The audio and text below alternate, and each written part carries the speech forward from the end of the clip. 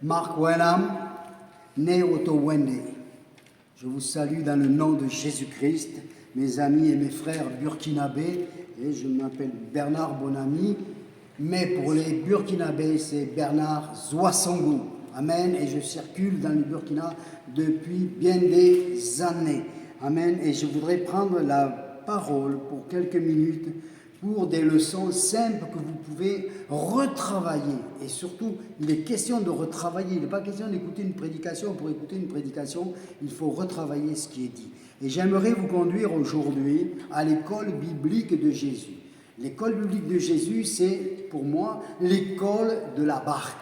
Amen. À plusieurs reprises, Jésus a pris ses disciples dans la barque et il y a toujours une leçon à en retirer. Amen. Donc, nous allons prendre l'évangile de Marc, chapitre 4 et au verset 35. Il est dit ceci: ce même jour, sur le soir, Jésus dit « Passons de l'autre bord ». Après avoir renvoyé la foule, ils l'amenèrent dans la barque et il se trouvait. Il y avait aussi d'autres barques avec lui. Il s'éleva un grand tourbillon et les flots se jetaient dans la barque au point qu'elle se remplissait déjà. Et lui, il dormait à la poupe sur le coussin. Ils le réveillèrent et lui dirent « Maître, ne t'inquiètes-tu pas de ce que nous périssons ?» S'étant réveillé, il menaça le vent et il dit à la mer « Silence, tais-toi » et le vent cessa, il y eut un grand calme. Puis il leur dit « Pourquoi avez-vous si peur? Comment n'avez-vous point de foi ?» Ils furent saisis d'une grande frayeur, ils se dirent les uns aux autres, quel est donc celui-ci à qui obéissent même le vent et la mer? Amen. Quand Jésus nous invite, il nous invite à passer de l'autre bord. Quand tu as accepté Jésus-Christ dans ton cœur, c'est pour entrer dans une nouvelle destinée à travers la nouvelle naissance qui t'apporte. Donc, nous passons toujours de l'autre bord. Mais la mer représente le monde avec ses soucis, ses tracas et tous les problèmes, amen, qui sont là. Et la vie chrétienne n'est pas un long fleuve tranquille. Amen. Mais Jésus est dans notre cœur et Jésus est dans notre barque. Amen. Et ça, les disciples ne l'ont pas compris. Ils avaient besoin de l'apprendre comme nous avons besoin de l'apprendre. Et d'un seul coup, la tempête est là et Jésus, lui, par contre, il est dans la paix, il dort, il est sur le coussin. C'est-à-dire, il pose sa tête sur la main de son Père. Pour lui, il n'y a pas de problème. Lui, il a dit, on va de l'autre bord. Si Dieu t'a donné une parole, appuie-toi sur la parole qu'il t'a donnée. Amen. Et donc, ils le réveillèrent, ils ont peur et tout cela et tout. Et Jésus, quand il voit ça, il dit, mais qu'est-ce qui se passe? Qu'est-ce qui se passe, les gars? Attendez là. Et donc, il menace la tempête est calmée. Et il leur dit, mais gens de peu de foi. Amen. Et pour nous, c'est pareil. Quand nous avons les tempêtes, Jésus a dit qu'il était avec nous tous les jours jusqu'à la fin du monde, dont nous ne nous faisons pas de soucis. Il va répondre, soit d'une manière ou soit d'une autre, il va répondre. Et vous savez, ce jour-là, l'apôtre Pierre a reçu la leçon par cœur de ce que Jésus vient d'enseigner. Nous trouvons ça dans les Actes des Apôtres, où les Romains font emprisonner Jacques, ils emprisonnent Pierre et ils décident de tuer Pierre le lendemain. Pourtant, Pierre dort. Moi, vous savez, si on me dit que demain on va me tuer, je ne sais pas si j'arriverai à dormir. Mais Pierre, il dort. Mais je vais vous dire pourquoi Pierre dort. Parce que Pierre avait reçu une parole de Dieu. Quand tu seras vieux, on t'amènera où tu ne veux pas aller. Donc la parole de Jésus pour Pierre, c'était quand tu seras vieux. Alors imaginez-vous que Pierre, même si les Romains avaient décidé de le tuer, pour lui, il savait qu'il devait vivre vieux. Et ce que tu as besoin, mon frère et ma sœur, c'est d'une parole que Dieu puisse te donner pour ta destinée, pour ton avenir, pour ton ministère, pour ta famille. Amen. Et une fois que tu as reçu cette parole, repose-toi sur cette parole. C'est cela, rentrer dans le repos de Dieu. Ça, c'est la première leçon de la barque. Amen. Mais nous en trouvons une autre. Amen. Dans Marc chapitre 6. Amen. Verset 45. Et peut-être que je ne vais pas la lire en entier. Amen. Mais nous allons nous y arrêter parce que là aussi il y a des leçons. Amen. Il est dit ceci au verset 45 du chapitre 6. Aussitôt après, il obligea ses disciples à monter dans la barque et à passer de l'autre côté vers Bethsaïda pendant que lui-même ramènerait la foule. Amen. Il y a quelque chose qui est important là. Jésus dit à ses disciples, vous montez dans la barque et il les oblige à monter dans la barque.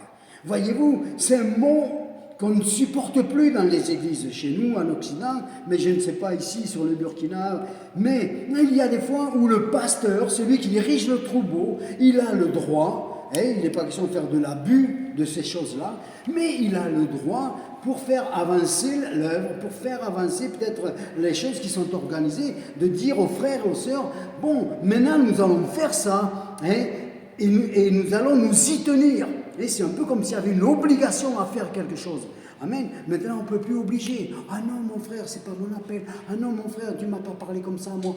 Mais ça, c'est de la désobéissance. Par moment, et puis il faut faire ce que notre supérieur nous dit de faire. Et ça, il faut que chaque chrétien, chaque disciple de Christ l'apprenne. Que son supérieur, par moment, suivant les situations, peut l'obliger à faire quelque chose, puisque nous ne sommes pas plus que le maître et pas plus que les disciples du maître. Et là, nous voyons qu'il a obligé les gens à faire quelque chose. Monter dans la barque. Pendant ce temps, moi, je vais faire partir la foule. Amen. Et donc, nous voyons que là, c'est le même système. Ils sont dans la foule, ils sont sur cette mer qui commence à bouger, de tous côtés, les vagues qui arrivent, le vent qui souffle. Nous sommes à la 4e veille de la nuit, et là aussi, ils commencent à avoir peur, les disciples. Et puis, ce qui se passe, c'est que dans la norme des choses, Jésus leur dit, passez de l'autre bord, j'arrive. C'est d'attendre quelqu'un, une fois qu'on arrive près de la rive, et ils auraient dû attendre Jésus qui leur fasse un signe comme ça. Mais avec Dieu, les choses ne sont pas toujours comme nous, on le voudrait, elles ne sont pas toujours selon la norme qui est la nôtre. Et là, Jésus vient au secours de ses disciples, il vient, mais il passe sur le côté en marchant sur l'eau. Amen. Laissons Dieu être Dieu. Tu pries, tu te consacres, tu lui donnes tes soucis, tes tracas, mais la réponse qui vient de Dieu, elle n'est pas obligée de venir en face de toi, elle peut venir par la droite, elle peut venir par la gauche, elle peut venir par derrière, mais Jésus va toujours venir au moment de la bénédiction. Il y a quelque chose qui est intéressant dans ce passage, car il est dit ceci, au verset 50, « Car ils le voyaient tous, et ils étaient troublés.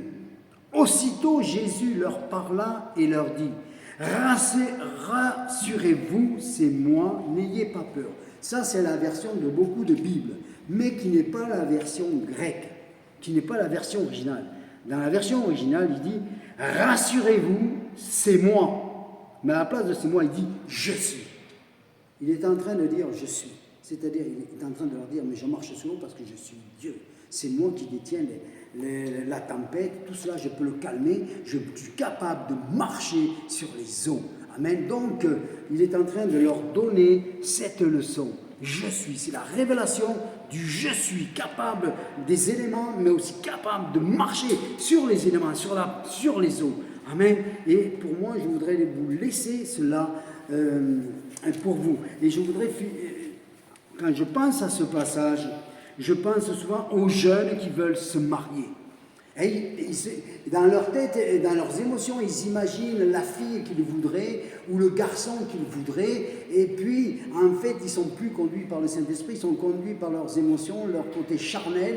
Et ils veulent une fille comme ça, un homme comme ça. Et puis, une fois qu'ils sont amoureux, qu'ils ont trouvé ce qu'ils voulaient, mais c'est la chair qui a conduit, alors tout s'écroule et les larmes viennent. Pourquoi ? Parce que, jeune fille, si tu m'écoutes, si tu cherches un mari, ou toi, si tu cherches une épouse, remets-toi devant Dieu. Dieu va te l'envoyer, puisqu'il est amour, il veut ton bonheur. Mais ne fais pas une fixation sur la personne que tu veux avoir, parce qu'elle peut venir de par le côté. En marchant sur le côté, comme un fantôme, la bénédiction peut venir et Jésus peut t'amener l'époux ou l'épouse que lui a choisi. Amen. Alors laisse Dieu être Dieu dans ta vie et laisse venir la bénédiction par le côté où Dieu voudra te l'envoyer. Amen. Reméditez cette parole. Amen. Ensuite, nous avons une autre histoire de la barque dans le chapitre 8 de Marc. Parce que Jésus, ça fait déjà un moment qu'il est avec ses disciples, qu'il les enseigne, il les envoie prier pour les malades, chasser les démons, ressusciter les morts. Et imaginez-vous, ils sont à plein temps autour de Jésus et pourtant, ils ne comprennent rien. Amen.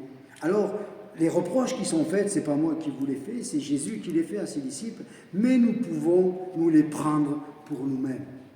Amen. Et donc, dans le chapitre 8, nous voyons qu'au verset 15 déjà, il dit, au verset 13, il dit « Puis il quitta et monta dans la barque pour passer de l'autre bord. » Et Jésus nous invite toujours et nous montre l'autre bord, c'est-à-dire la destinée qui nous attend. Amen, une destinée déjà sur terre, avec les promesses qui nous sont faites dans la parole de Dieu, et ensuite la destinée céleste. Amen, de l'autre bord. Et derrière, nous laissons nos péchés, nos vies anciennes, la vieille vie, nous la crucifions à la chair. C'est fini, cette chair, on n'en veut plus. On veut la vie nouvelle de l'autre bord. Amen. Donc, il est dit, les disciples avaient oublié de prendre des pains et avaient qu'un seul avec eux. Et Jésus leur dit, et fit cette recommandation, gardez-vous du levain des pharisiens et du levain d'Hérode. Amen. Et moi, je suis un ancien boulanger, pâtissier, et dans le pain, c'est vrai, nous mettons du levain dans le pain, mais même s'il n'y en a qu'un petit peu, cela fait lever toute la pâte. Et Jésus leur dit, attention du levain des pharisiens. Pour nous, ça veut dire attention du religieux. Le religieux est partout, parce que c'est Satan qui influence à travers la religion, les religions. Il peut même se servir du nom de Jésus, de la Bible, pour séduire et pour endormir les gens. Amen. Pour endormir et pour séduire, mais ça n'amène à rien. Méfie-toi de la religion. Méfie-toi des rites et de toutes ces choses-là. Amen. Attention, méfie-toi. Il faut une relation avec Jésus à travers sa parole. Comme la parole de Dieu dit, une nouvelle naissance, un esprit nouveau. Amen. On se donne à Christ, on passe par les eaux du baptême et nous marchons selon les Écritures. Et attention du religieux. Et quand il parle du levain d'Hérode, alors pour moi, Hérode, ça représente le monde politique, la philosophie. Au jour d'aujourd'hui, sur les chaînes de télévision, à l'époque, il y avait des journalistes. Maintenant, il y a des hommes et des femmes qu'on appelle des analystes et qui font des analyses des situations. Ils analysent plein de trucs et ils veulent même prévoir les choses et tout. Et moi, quand je les vois discuter à la télévision, ça me fait penser à des faux prophètes. Amen. Et dans le domaine de la philosophie et de l'athéisme et de toutes ces choses-là. Amen. Méfions-nous de tout ce qui vient du monde, car l'apôtre Jacques nous apprend que la sagesse du monde est diabolique. Alors faisons attention à ce que nous écoutons et ne mettons pas foi à tout ce que ces hommes, ces analystes ou quoi que ce soit disent. Amen. Parce que seule la parole de Dieu est la vérité et tout ce qui est écrit dans la Bible doit s'accomplir. Que eux, ils analysent le contraire ou pas, c'est la parole de Dieu qui s'accomplit toujours. Amen. Et puis, il continue et là, c'est la grande leçon qu'il va leur faire. Amen. Et c'est Jésus qui le fait. Donc, à partir du verset 17, il dit, ayant reconnu, il leur dit, pourquoi raisonnez-vous? Amen. Et il y a beaucoup trop de raisonnement dans l'Église. Et on raisonne, on veut discuter le pasteur, on veut discuter ceci, on veut discuter cela. On en vient après à la médisance, on en vient des fois même à la moquerie. En fait, on raisonne. Alors que nous sommes appelés à vivre par la foi. Amen. Méditez là-dessus. Attention au raisonnement qui circule dans les assemblées. Et là, Jésus est en train de le dire à 12. C'est-à-dire qu'ils étaient 12, mais déjà, il y avait des problèmes, on discutait, on raisonnait. La preuve, c'est qu'un jour, l'apôtre Pierre va dire, combien de fois dois-je demander pardon à mes frères? Et Jésus va le dire 70 fois, cette fois. Amen. Donc, on continue. Il y a 7 reproches. Sur ce, il dit, mais vous êtes sans intelligence. Frères et sœurs, ne soyons pas des gens qui ne mettent pas de l'intelligence. Nous devons mettre de l'intelligence dans la parole de Dieu. Amen. Nous devons la méditer, nous devons l'étudier. Amen. Nous ne sommes pas des gens qui buvons tout ce qu'on nous dit. Non. Nous mettons de l'intelligence. Amen. Dans ce que nous entendons, dans ce que nous méditons. Et il va dire, mais ne comprenez-vous pas? Ça, il va leur répéter à plusieurs reprises. Mais vous ne comprenez pas. Mes amis, nous sommes là pour chercher à comprendre.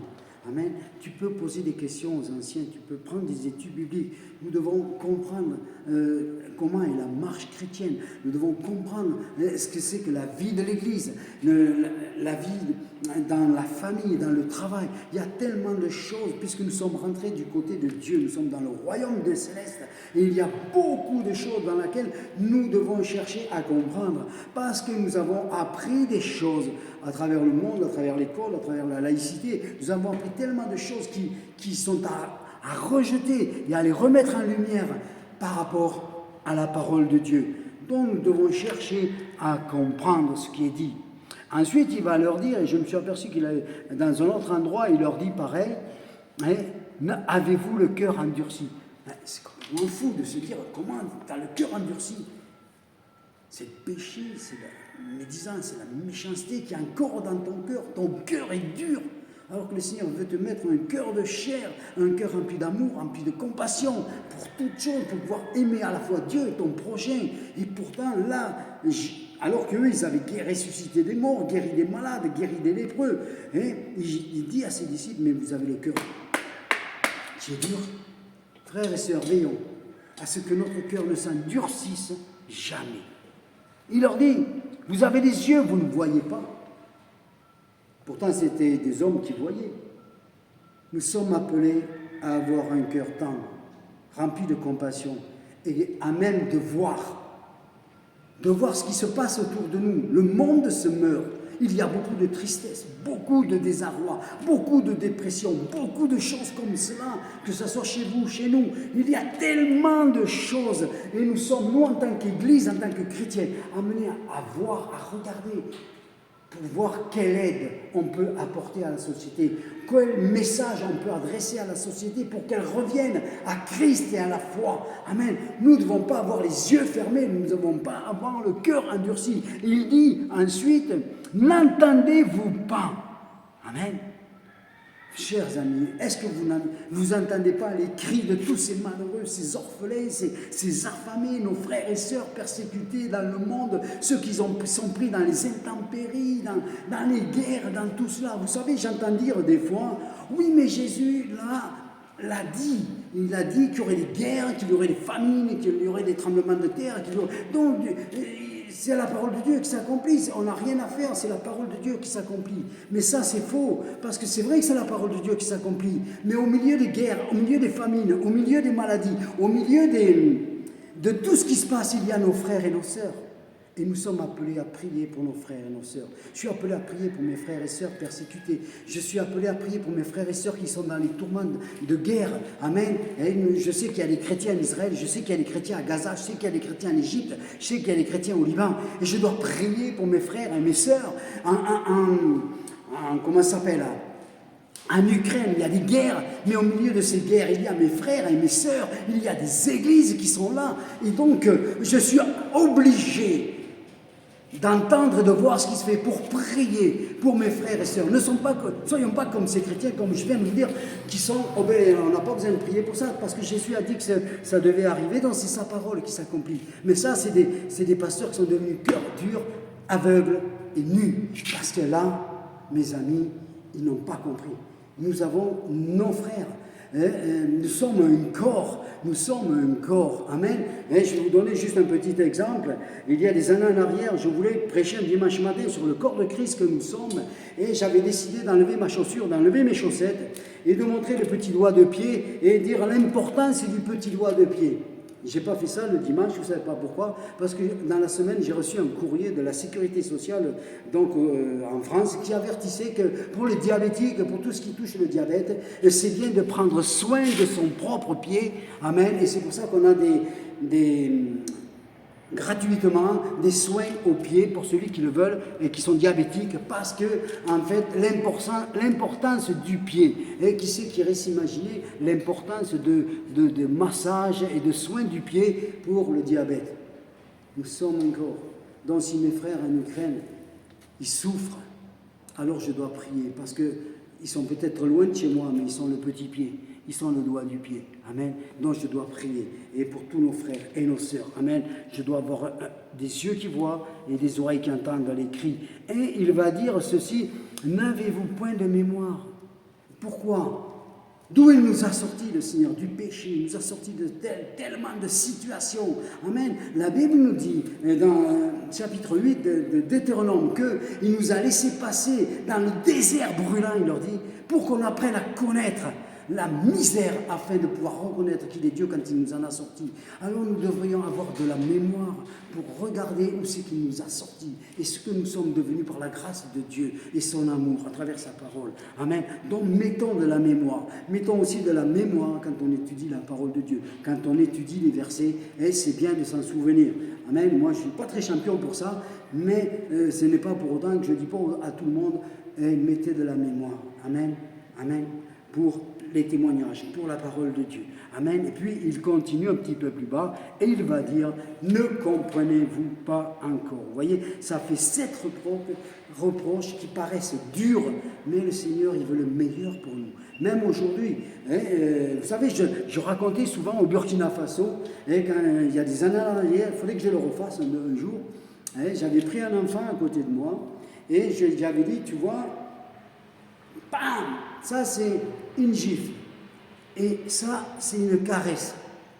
Eh bien, tu vois, une caresse de Dieu, ça fait du bien. Mais une claque de Dieu, ça fait toujours du bien. Parce que ça veut dire que s'il est encore capable de te mettre une tape, ça veut dire qu'il est près de toi. Le jour où tu ne reçois plus de tape de Dieu, c'est que tu es trop loin de lui. Parce que le Seigneur nous reprend toujours. Amen. Et je voudrais finir aussi, parce que quand on lit Marc chapitre 8 et qu'on voit tous ces reproches, on peut se dire, mais c'est pas possible, Dieu quand même, il n'est pas comme ça. Mais oui, Dieu il nous reprend, mais Dieu ne nous juge pas et il nous aime. Amen. Et la preuve en est dans l'évangile de Jean, amen, et où Jésus a été crucifié, il est ressuscité des morts maintenant. Et les disciples ont peur, ils sont partis, ils sont enfuis, à part Jean qui est resté devant la croix, mais tous sont partis, tous ont fui, tous ont eu peur. Amen. Et ils sont découragés. Et qu'est-ce qu'ils font? Ils retournent, ils sont 7, et donc 7 à revenir au bord du lac de Tibériade pour, Pierre dit, on retourne à la pêche. Voilà, ils sont déçus, ils sont accablés, ils ont fui le maître. Et les femmes sont venues leur dire, mais il est ressuscité, mais Jésus est ressuscité. Je l'ai vu, Marie va dire, je l'ai vu, il était là. Mais pas pour autant qu'ils ont cru, et ils s'en vont. Ils s'en vont, et puis Jésus, lui est Dieu, et il n'est pas un homme, il est amour. Donc il y a des choses qu'il ne peut pas faire, parce que ce n'est pas dans sa nature. Et qu'est-ce qu'il va faire? Il va venir sur le bord du lac. Et il va dire, lancer les filets. Il leur rappelle la pêche miraculeuse par laquelle il les a appelés au service. Dieu rappelle toujours les bonnes choses, jamais les mauvaises. Les mauvaises, c'est l'accusateur. Ensuite, nous voyons que la pêche va être bonne. Et Pierre, quand il va voir ça, Jean il dit, mais c'est le Seigneur. Et Pierre, il nous a dit qu'il est nu et qu'il sorte dans l'eau. Amen. Ça, je l'ai vécu il y a des années en arrière. Si tu t'éloignes de Dieu, tu es spirituellement nu. Et Pierre était nu. Il avait renié le maître, il avait rechassé tout cela, il n'en voulait plus. Non, je ne le connais pas, non, je ne le connais pas. Il était nu spirituellement.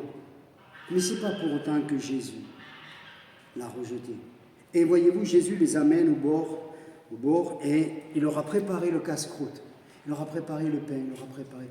Dieu, il est en train de leur rappeler les temps de communion fraternelle, les temps où on mangeait ensemble, les temps où on discutait ensemble. Et là, il va avoir une grosse conversation avec Pierre, parce que Jésus sait à quel appel il a donné à Pierre. Donc il ne va pas venir vers lui pour l'accuser, il ne va pas venir vers lui, il vient pour te relever et il va lui dire, m'aimes-tu? Et Pierre, nous savons qu'à 3 reprises, il va dire, mais oui Seigneur, je t'aime. Mais oui Seigneur, je t'aime. Et en fait, nous voyons, quand on prend, suivant les versions, la première fois, il s'agit d'agneaux, la deuxième fois de petites brebis, et la troisième fois de brebis matures. Et il lui dit, occupe-toi. Comme moi, je me suis occupé de toi, Pierre. Comme moi, je t'ai supporté. Jusqu'à ce que tu me renies, je t'ai supporté. Maintenant, tu vas faire pareil pour mes brebis et mes agneaux. Tu vas les supporter.